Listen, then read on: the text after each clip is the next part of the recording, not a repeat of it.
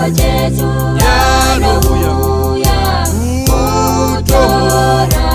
varume anotora vakanaka avo vanhu vake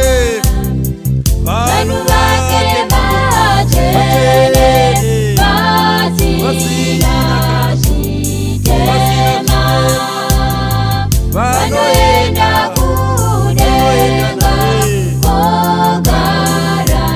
naye apo Jesu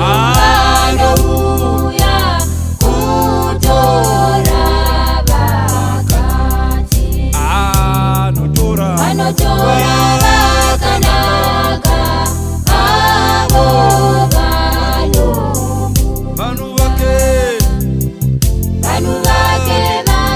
vanhu vake vachene vasina zvitema ivo vanoenda ivavo vachaenda vanoenda kudenga vanoenda naye apo Jesu vanouya kutora vacheche anotora vakanaka avo vanhu vake vachene vasine zvitema vanoenda naye kudenga ikoko kunogara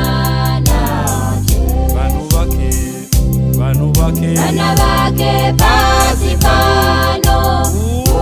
uyai kwaari